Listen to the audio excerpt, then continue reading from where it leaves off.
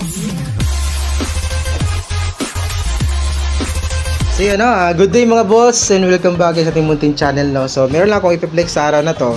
Bali meron tayong ginawa. Okay, bali normal na po yung unit natin, no. Ayan, no. Meron akong i-flex dito. Bali isang Xiaomi. First time kasi natin maka-repair ng Xiaomi TV.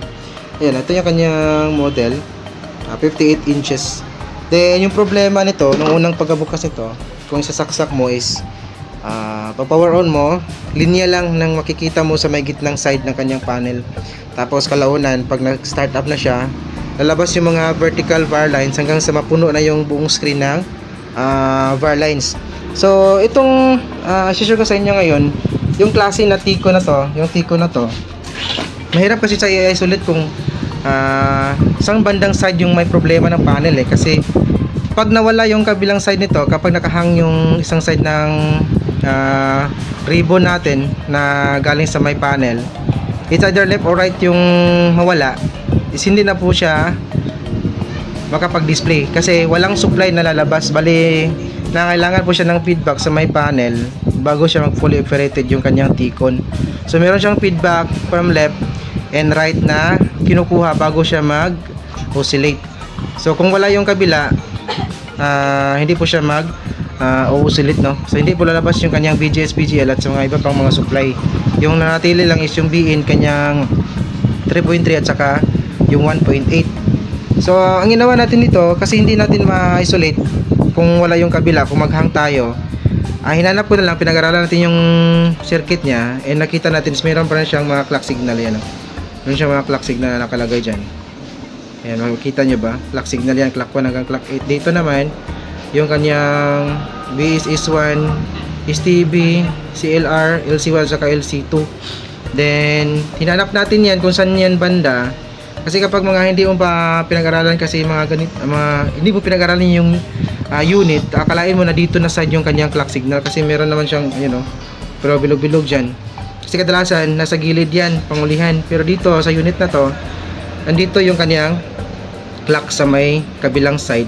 Ito, from pin number 2 hanggang pin number 14, yun yung kanyang clock at saka swapping voltage. So dito naman sa kabila, dito banda, dito banda sa may side na to, hindi yan dito. Akalain mo na ito yung clock. So kailangan talaga nating pag-aralan kasi nakalagay dyan, hindi naman siya clock signal. So tinest natin yung linya dito kung saan siya papasok and dito siya papasok. Yun yung malaga na dapat kailangan nating pag-aralan muna yung circuit bago tayo babanat, no?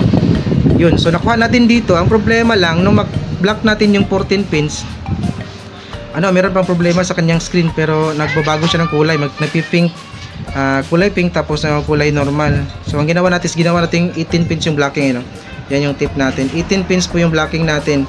And isa pang sikreto dito, kahit nandito na side yung problema, kasi nakuha natin to, na troubleshoot na natin, kung iba-block mo pati yung pin number 1 ay hindi po siya gagana, hindi po magpo-proliferated or mag-oscillate yung ating Ticon board. Kasi yung pin number 1 dito at saka pin number 1 dito, yun yung kanyang feedback na kailangan na feedback galing sa may panel para proliferated yung circuit natin. So make sure note, huwag niyang i-block yung pin number 1 kung magbo-block kayo dito.